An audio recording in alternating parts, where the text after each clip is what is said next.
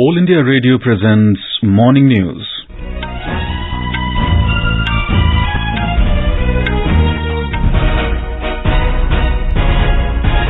Good morning. I am Nishit Kumar. The headlines. Prime Minister Narendra Modi and German Chancellor Olaf Scholz to hold talks in New Delhi today. Campaigning for assembly polls in Meghalaya and Nagaland to end this evening. G20 finance ministers and central bank governors meeting to conclude in Bengaluru today. Financial Action Task Force suspends Russia's membership over Ukraine war. And in tennis, Indian pair of Anirudh Chandrasekhar and Vijay Sundar Prashanth stormed into the doubles final in the Bengaluru Open ATP Challenger tournament. And now the news in detail. Prime Minister Narendra Modi and German Chancellor Olaf Scholz to hold discussions on bilateral, regional and global issues in New Delhi today. Mr. Scholz will arrive in New Delhi today morning on a two-day visit to India. He will be accompanied by senior officials and a high-powered business delegation. Chancellor Scholz will be accorded a ceremonial welcome at the forecourt of Rashtrapati Bhavan in the morning. Mr. Modi and Mr. Scholz will also interact with the CEOs and business leaders of both sides. The German Chancellor will also call on President Draupadi Murmu at Rashtrapati Bhavan. This will be the German Chancellor's first visit to India in his current role. This is the first standalone visit of a German Chancellor to India since the biennial intergovernmental consultation mechanism commenced in 2011.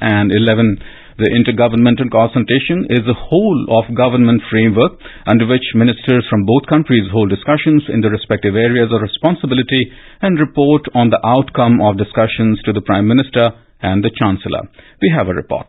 The India-Germany strategic partnership is underpinned by shared values, trust and mutual understanding, robust investment and trade linkages, cooperation in the areas of green and sustainable development, and growing people-to-people ties have strengthened bilateral relations. India and Germany also work closely at multilateral and international platforms, notably as part of the G4 for United Nations Security Council reforms. Chancellor's visit will enable both sides to take stock and progress on the key outcomes of the 6th Intergovernmental Consultation, strengthen security and defense cooperation, work towards closer economic ties, enhance opportunity for mobility of talent, and give strategic guidance to ongoing collaboration in science and technology. The German Chancellor will proceed to Bengaluru tomorrow. With Suparna, Anupam Mishra, AI News, Delhi.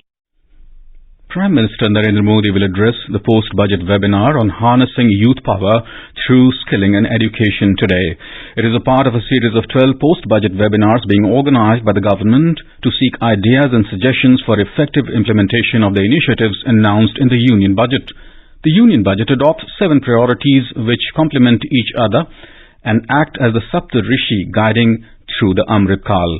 Inclusive development is one of the priorities of the government, which include education and skilling. The poll campaigning for Meghalaya Assembly elections will end this evening. The polling will be held on Monday. With the public campaigning for Assembly elections to end at 4 p.m. today, political parties were racing against time to organize programs for connecting with the elector during the last few hours. All the major parties have been making arrangements to end the high-pitched finale of the election campaigning on a high note. Assam Chief Minister Himanta Biswa Sarma addressed an election meeting at Bholaganj in Shela constituency last evening in support of the BJP candidate. NPP leader and Chief Minister of Meghalaya Conrad Sangma visited Nixengitim in his South Tura constituency and interacted with the people. TMC state leaders held multiple election rallies across the state. Meanwhile, ban on exit polls came into effect in Meghalaya. The office of the Chief Electoral Officer informed that it will continue till 7 p.m. on Monday. In another development, East Khasi Hill District Magistrate has imposed Section 144 and issued a notice strictly restricting the movement of individuals within 1 kilometer of radius of the Indo-Bangladesh border of the district. The restrictions will continue till the 2nd of next month. In Nagaland, campaigning will come to an end this evening. All political parties and candidates will make last efforts to attract the voters. NDPP leader and Chief Minister Nephew Ryu, Deputy Chief Minister Y. Patton, State BJP President Temzem Imna Along, former Chief Minister and NDPP leader T.R. Zeliang, Congress leader K. Terry and Rosie Thompson, NPF leader A.K. Kon, among others, are in the fray. There are a total of 183 candidates in the contest. Our correspondent reports that security has been intensified across the state ahead of the voting. We have more from our correspondent. All necessary security measures have been put in place across Nagaland to ensure peaceful polling. Over 300 companies of paramilitary forces have been deployed in the state. They will guard the polling booths on Monday. Vigil has been intensified across the Indo-Myanmar border to prevent infiltration. Interstate border with Assam, Manipur and Arunachal Pradesh will be sealed this evening to prevent any untoward incident ahead of the polling. Security agencies recovered over 40 crore rupees of cash, liquor and other banned items after the implementation of Model Code of Conduct in the state. With Asano, this is Manas Pratim Sharma, AR News, Kohima. This is All India Radio giving you the news. For quick news updates around the clock, follow us on our Twitter handle at AIR News Alerts.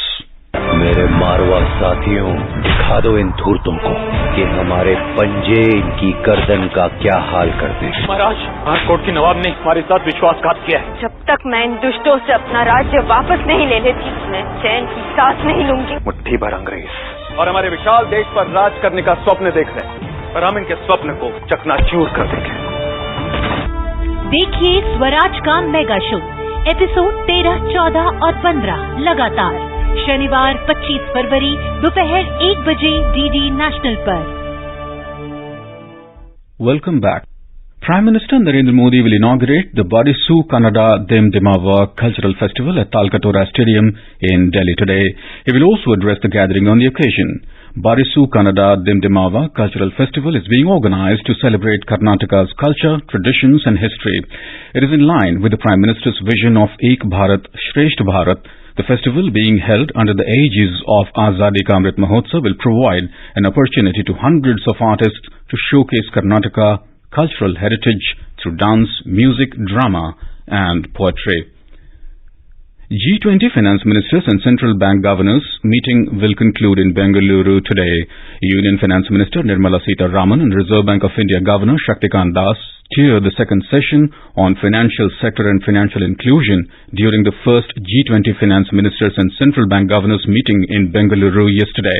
Ms. Sitharaman invited the delegates to discuss key financial stability and regulatory priorities, policy approaches for leveraging digital public infrastructure to advance financial inclusion and productivity gains for the G20 and beyond. In her closing remarks, the finance minister welcomed the support on crypto assets, especially with regard to building and understanding the macro financial implications with a coordinated global policy on crypto assets. We have more from our correspondent.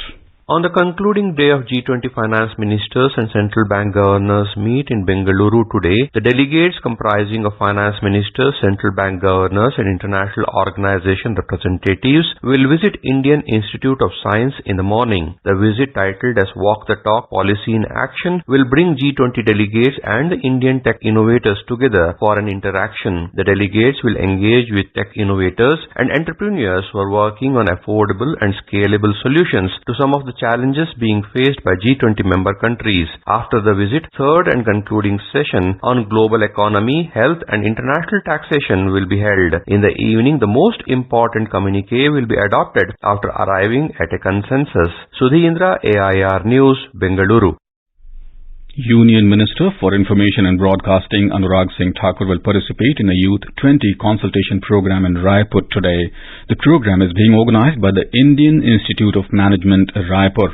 The Y20 consultation event will focus on the theme of peace, building and reconciliation, ushering in an era of no war. About 250 foreign and Indian delegates along with 75 college students from Chhattisgarh will be participating in the Y20 event at the IIM Raipur campus. Y20 is the youthful counterpart of G20 summits, and it is the solitary, formally recognized platform that provides a means for young people to interact with the G20. Senior BJP leader and Union Home Minister Amit Shah will be on a day-long visit to Bihar today. He will address a public meeting in Lauria in West Champaran district and participate in a program at Bapu Sabhagar in Patna organized by the state BJP. This is the second visit of Union Home Minister after the breakup of the NDA coalition with the JDU in the state in August 2022. On the other hand, the visit of Mr. Shah also coincides with a joint public meeting of the ruling Grand Alliance led by JDU, RJD, Congress and other parties in Seemanchal region of the state in Purnia today. Union Education Minister Dharmendra Pradhan will inaugurate the New Delhi World Book Fair today. The 9-day fair will be held at Pragati Maidan. Several literary and cultural activities focusing on the theme Azadi Ka Amrit Mahotsav will be organized during the fair. The timings of the fair will be from 11 a.m. to 8 p.m. and the people can enter the fair from gate numbers 4 and 10. Entry is free for school children, senior citizens and the differently able. We have a detailed report. This is the 31st edition of New Delhi World Book Fair. In the fair, more than 2,000 stalls will be set up and more than 1,000 book publishers will participate. France has been designated as the guest of honor country. The G20 theme has been integrated with the New Delhi World Book Fair and exhibitions of books from G20 member countries will also be organized during the fair. G20 Pavilion, National Education Policy Pavilion, EdTech Zone, Yuva Author Corner, other pavilions like Foreign Pavilion, Children's Pavilion, Authors Corners and Lekhak Manch will be the biggest attractions of the fair this year. During the fair, the publications divisions will showcase its Azadi Ka Amrit Mahotsav books collection, highlighting the country's freedom movement and remembering the freedom fighters who devoted their lives to the nation. Diksha Saxena, News Desk. Global anti-money laundering watchdog, the Financial Action Task Force, FATF, has suspended Russia's membership over Ukraine war.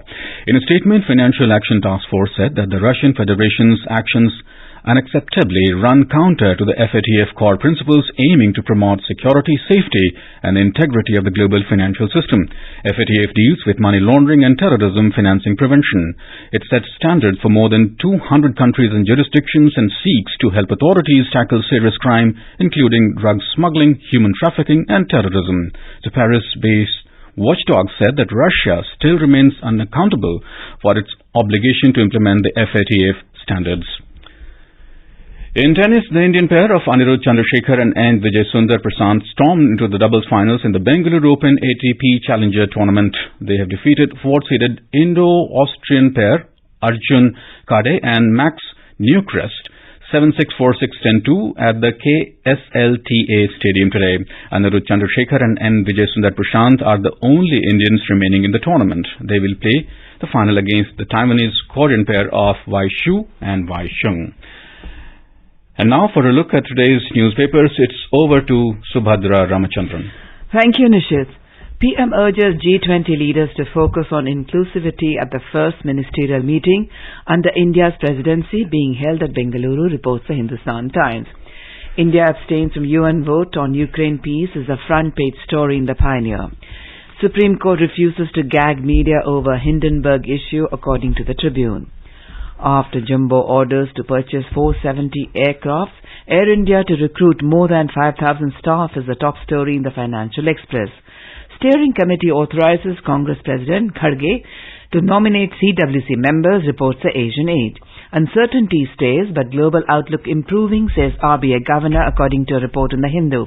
A Stanford report says India was able to save more than 34 lakh lives by its nationwide vax drive, reports the Times of India. And finally, World Book Fair kicks off today in New Delhi, says this in the Hindustan Times. With that, it's back to you, Nishit. Thank you, Subhadra. And now before you in the bulletin, the headlines once again. Prime Minister Narendra Modi and German Chancellor Olaf Scholz to hold talks in New Delhi today. Campaigning for assembly polls in Meghalaya and Nagaland to end this evening. G20 finance ministers and central bank governors meeting to conclude in Bengaluru today. Financial Action Task Force suspends Russia's membership over Ukraine war. And in tennis, the Indian pair of Anirudh Chandrasekhar and Vijay Sundar Prashanth stormed into the doubles final in Bengaluru Open ATP Challenger tournament. For details of these stories and more, log on to our website www.newsonair.gov.in and News on AIR app.